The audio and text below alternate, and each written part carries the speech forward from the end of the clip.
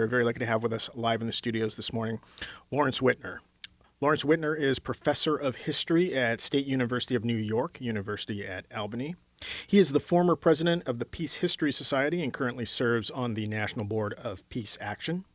He has written about 200 published articles and book reviews and served as co-editor of the scholarly journal Peace and Change. And he is the author of the books Rebels Against War, Cold War America, American Intervention in Greece, and his most extensive project was a scholarly trilogy entitled The Struggle Against the Bomb, One World or None, Resisting the Bomb, and Toward Nuclear Abolition. And in 2009, he came out with an abbreviated version of that work, Confronting the Bomb, A Short History of the World Nuclear Disarmament Movement. Start out, tell us, what was your motivation in putting together your latest book, Confronting the Bomb? Well, I'd spent a couple of decades doing research for that scholarly trilogy you mentioned, The Struggle Against the Bomb. And then when the books came out, I realized that although they had received very good reviews in scholarly journals, the general public didn't read those sort of things. So I was determined to write a more popular version, a much briefer version, that would be widely read and in some cases used for college courses. So I sat down and wrote Confronting the Bomb. Very good. So if you could give us a brief history of the world nuclear disarmament movement and maybe start with when did it start? Well, it actually began in the aftermath of the atomic bombing of Hiroshima and Nagasaki. There had been groups concerned about nuclear weapons even before that, atomic scientists working on the Manhattan Project, the atomic bomb project. But, of course, they couldn't speak publicly. This was top secret during the war. But after the war, the scientists were joined by pacifists and supporters of world government and some religious people. And they became caught up in a movement for nuclear arms controls and disarmament. And that flourished in the aftermath of the atomic bombing, since people around the world, including in the United States, were concerned that the bomb would be used to destroy the world. That is, if the bomb was integrated into the traditional conflicts among nations, then cities would be destroyed, and the world would go up in a vast mushroom cloud. So that was the first stage. The movement declined as the Cold War moved in. People felt it was impossible to change things, or they took sides in the Cold War, certainly in the West on the side of the United States. But during the mid-1950s up through the early 1960s, a second wave of concern swept around the world, concern about nuclear war and nuclear weapons, and that focused on the testing of hydrogen bombs, atmospheric nuclear testing that not only portended an even more destructive nuclear war, but also spread nuclear fallout on the winds, and which carried it around the world and through radioactive contamination undermined the genetic gene pool and also caused vast numbers of cancers. And so in the United States, for example, groups like the National Committee for Sane Nuclear Policy and Women's Strike for Peace got underway and became this country's largest peace groups of the time. Their counterparts developed in other countries, the Campaign for Nuclear Disarmament in Great Britain, the movement against atomic armaments in France, and comparable groups around the world. In the aftermath of the Partial Test Ban Treaty of 1963, and also thanks to the fact that many of these groups were pulled into the struggle against the Vietnam War, the anti-nuclear movement declined. There was a sense that governments, in any case, were taking care of their nuclear confrontation, not through war, but through arms control. Nonetheless, of course, with the reemergence of the Cold War in late 1970s, and especially with the advent of the hawkish Reagan administration, the movement revived, thanks to the fear on the part of many people in the United States and around the world that nuclear war once more had become a live possibility. And this was the largest wave of anti-nuclear protest by far, with as many as 5 million people in the streets at any one time. And it had, as earlier waves had, a major impact on the national security policies of major nations. I argue in Confronting the Bomb and in that scholarly trilogy, the struggle against the bomb, that the movement was responsible for curbing the nuclear arms race and preventing nuclear war.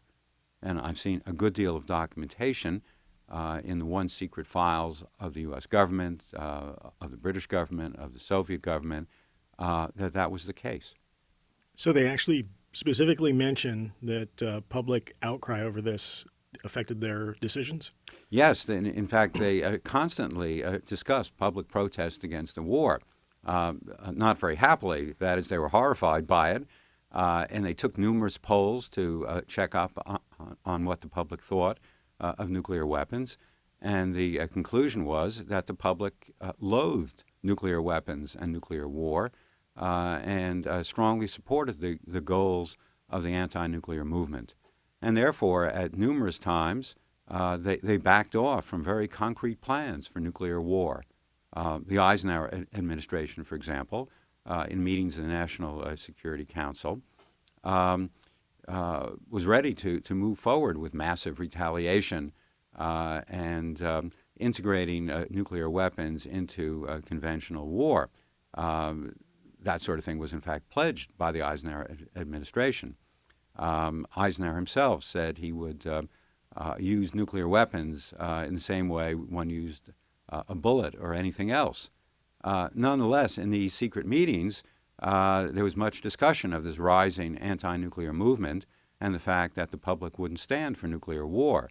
So, for example, when the Joint Chiefs of Staff or the Secretary of Defense wanted the administration to get ready for nuclear war, Eisenhower or Secretary of State John Foster Dulles retorted that we simply can't do that sort of thing. The public won't stand for it. Interesting. So did you get a sense from the government documents that you read that some of the government officials were already leaning against the use of nuclear weapons and they used the public as a justification for that, or that they, in fact, were swayed themselves by the public protest? I've seen no signs that the vast bulk of them, in any case, were hostile to nuclear weapons when they came to power.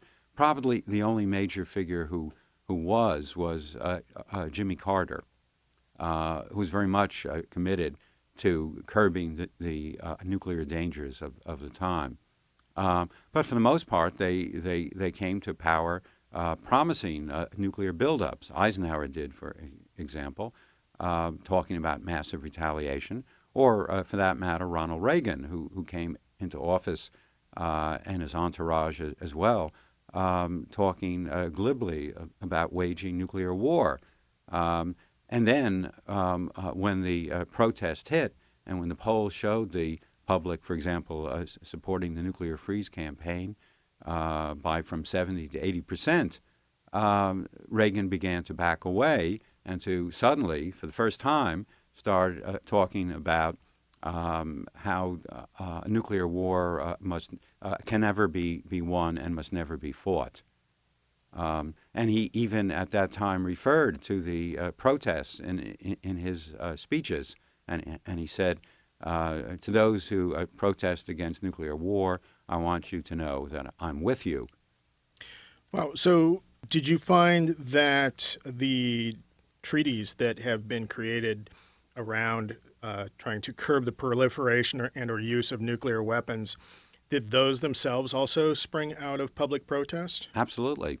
The first nuclear arms control treaty, the Partial Test Ban Treaty of 1963, had to do with atmospheric nuclear testing, just the sort of thing that agitated the public during the late 1950s and early 1960s. And the records very clearly show that the Eisenhower administration and the Kennedy administration were very sensitive to this protest and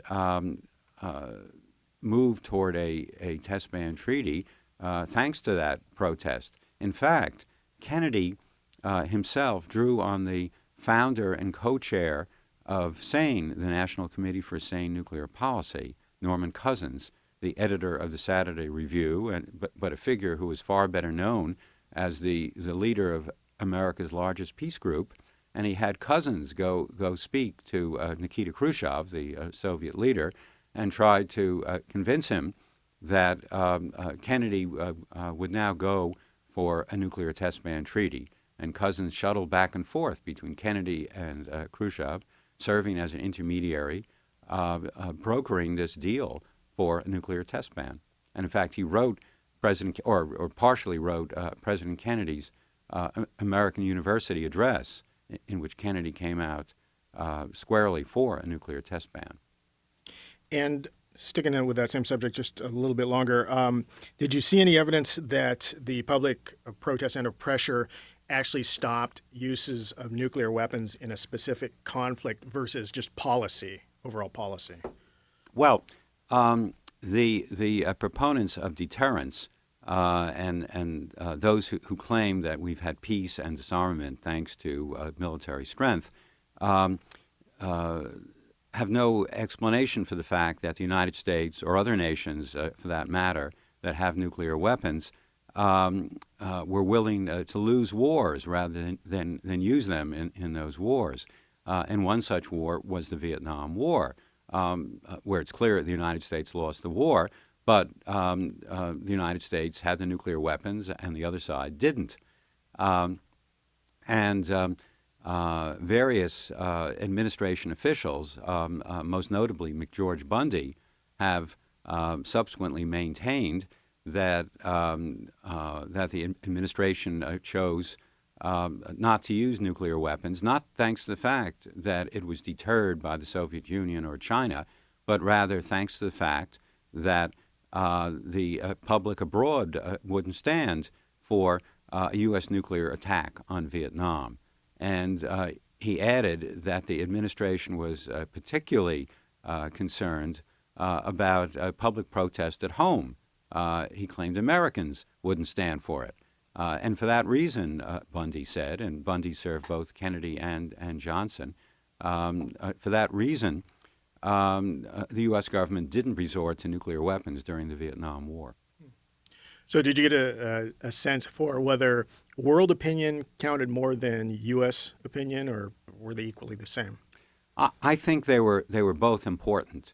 In general, there was more anti-nuclear protest around the world than in the United States, and therefore the administration in the United States was particularly concerned with this protest as a foreign policy issue. And that was one reason it was constantly taking polls in overseas nations to determine the extent of this resistance to nuclear war. But at key times, protest in the United States was also very significant in forcing the administration's hand when it came to nuclear weapons. So I think both were significant. Give us a sense for where we are historically at this point in time in terms of nuclear proliferation, nuclear treaties, and the anti-nuclear movement. All right. Well, in fact, at one time there were 70,000 nuclear weapons on the world scene. And thanks to a variety of treaties that have been signed, Intermediate Nuclear Forces Treaty, the START I and START II treaties, thanks to unilateral disarmament on the part of some nations, About two-thirds of those nuclear weapons are now gone, have been scrapped. But there's still 23,000 or more nuclear weapons on the world scene. And of course, they're held by 9 nations. 96% of them, though, are in the hands or the arsenals of the United States and Russia today. And probably the most significant of the treaties signed was the Nuclear Non-Proliferation Treaty of 1968, signed in that year, and it went into force in 1970. And that treaty has 2 parts. One part is what most people in the United States know of, namely that non-nuclear nations pledge to forgo developing nuclear weapons. They pledge that they won't have them, or they won't build them in any case. However, there is a second part to the treaty, and that is that the nuclear powers agreed that they would divest themselves of their nuclear weapons. That is, they'd get rid of their nuclear weapons either on their own or through treaties. So that rather than resolve that discrepancy between some nations having nuclear weapons and others not having them, through the non-nuclear nations building nuclear weapons, they would resolve them by reversing the nuclear arms race and getting rid of the nuclear weapons on the world scene. And to some extent, as I've pointed out, indeed, in terms of two-thirds of the world's nuclear weapons, that's been the case. But nonetheless, there are still these 23,000 nuclear weapons left. And both the nuclear powers and the non-nuclear powers have been chafing at the restraints of the Nuclear Non-Proliferation Treaty for some years now. The nuclear powers dragging their feet on getting rid of those other 23,000 nuclear weapons, and the non-nuclear powers saying, well, since you're not getting rid of them, you're violating the treaty and its spirit, so we're going to build nuclear weapons. And so, for example, the Indian government and the Pakistani government in the late 1990s exploded their first nuclear weapons, became nuclear powers, pointing to the hypocrisy of the nuclear powers. So there are signs, in short, that nuclear proliferation is now going forward. North Korea became a nuclear power, and there are fears that Iran might be on the same road. So a lot of this will be coming together at the Nuclear Non-Proliferation Treaty Review Conference this May at the United Nations. These conferences take place every 5 years, and they're occasions when the nuclear powers complain about the non-nuclear powers developing nuclear weapons, and the non-nuclear powers complain about the tens of thousands of nuclear weapons that the nuclear powers still retain. So it's an opportunity to go beyond that sort of futile debate and actually move forward with the obligations of both. That is, to have the nuclear powers move toward nuclear abolition, a nuclear-free world, and the non-nuclear powers, any would-be nuclear nations, to agree that they're not going to develop nuclear weapons. They're going to back off. The Iranians will certainly be one group that is spotlighted in terms of the obligations of the non-nuclear powers. So it's a crucial time in many ways in terms of the future of nuclear weapons. Can we push on to a nuclear-free world, or is proliferation going to continue, and ultimately are we going to have nuclear weapons used in the old conflicts among nation states, used, as Eisenhower said, just like a bullet or anything else? President Obama has made a number of speeches, both during his campaign and since then, calling for a nuclear-free world. He's qualified that to some extent by saying it might not happen during my lifetime. Nonetheless, he's come out four square for a nuclear-free world. And so there are hopes on the part of disarmament groups, on the part of the general public, that he'll actually unveil some sort of plans, not just for this replacement for the START Treaty or for ratification of the Comprehensive Test Ban Treaty, but plans for a treaty that will abolish nuclear weapons, that will actually lead to the nuclear-free world promised so long ago, but still not delivered. And have you seen any indications with perhaps like appointments he's made within his cabinet of people that would be supportive of this? Well, in theory, they're all supportive of this. Behind the scenes, there seems to be a battle raging. Secretary Gates, Secretary of Defense, has, in the context of the Nuclear Posture Review, an administration statement, white paper, official document that's being developed as we speak. Gates has clearly come out for the continued maintenance of a large nuclear arsenal by the United States, although he claims to be for the replacement for the START Treaty. On the other hand, there are figures that have been appointed by President Obama working on nuclear arms control and disarmament issues that are much more anti-nuclear.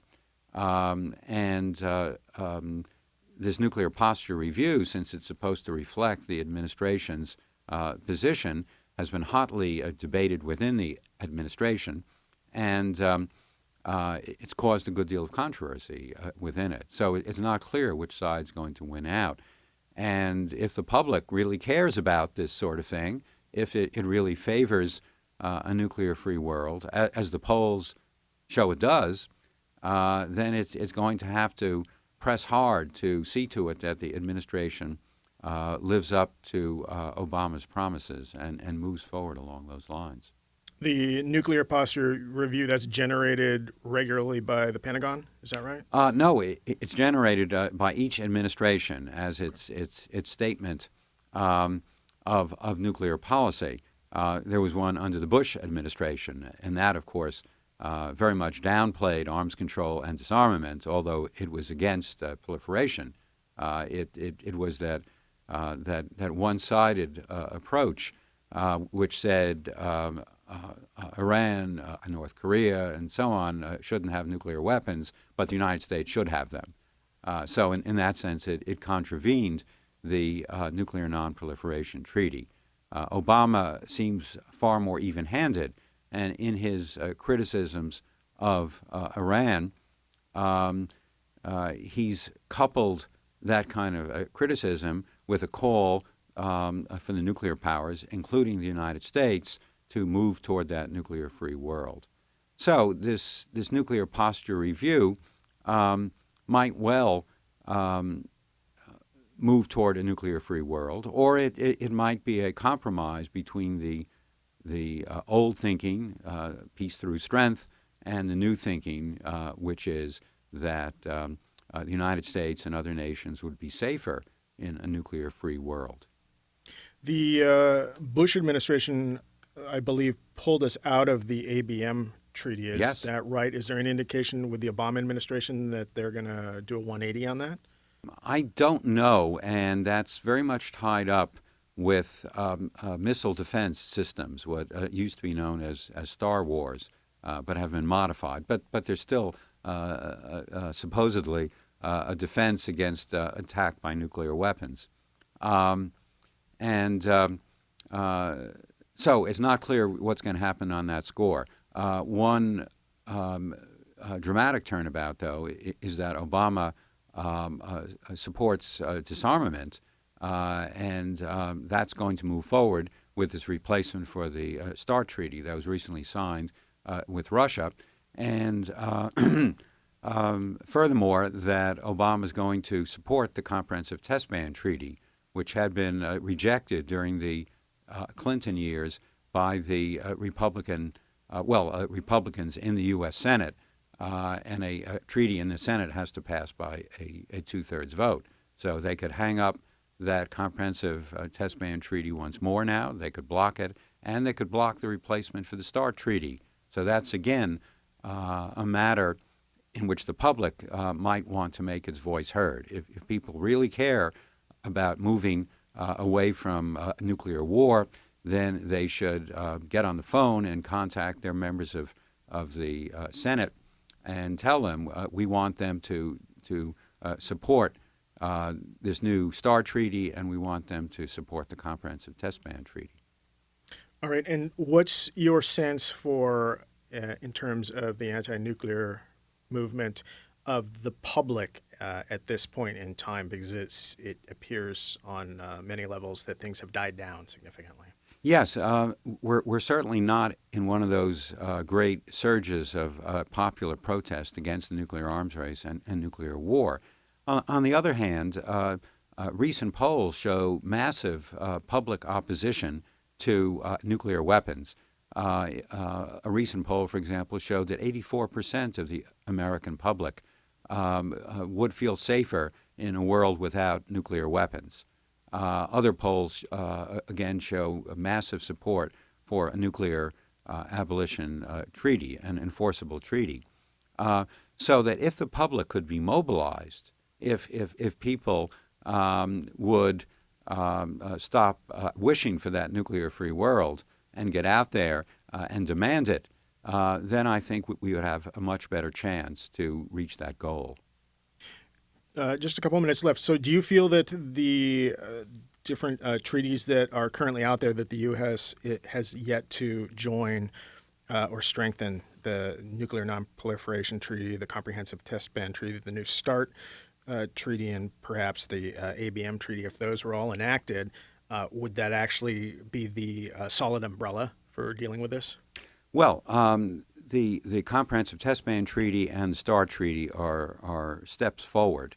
But the START Treaty, for example, would only eliminate about 1,400 nuclear weapons. There are 23,000 on the world scene. So it's useful, in my view, but it's hardly the whole ball game.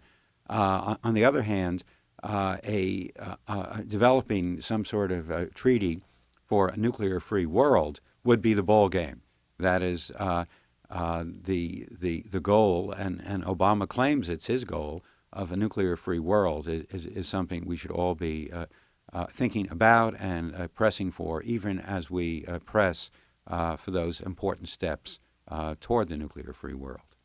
All right, not enough time to respond to this, really, but how do you respond to those people that say, well, the genie's already out of the bottle? Well, all sorts of bad things are out of the bottle, and I think we can deal with them if we use our intelligence, if we use our common sense. It seems to me we can move from a dangerous world to a far more secure world. Even former pillars of the establishment of national security apparatus, such as Henry Kissinger and George Shultz and Sam Nunn and William Perry, have all come out for a nuclear-free world at this point. So it's not only ivory tower dreamers at this stage of things that are demanding that newer and better world, but even people who have been very much involved in the nuclear policies of the past. All right. So with that, we're unfortunately out of time. I want to thank you very much for coming in and spending time with us this morning. Thank you, Mike.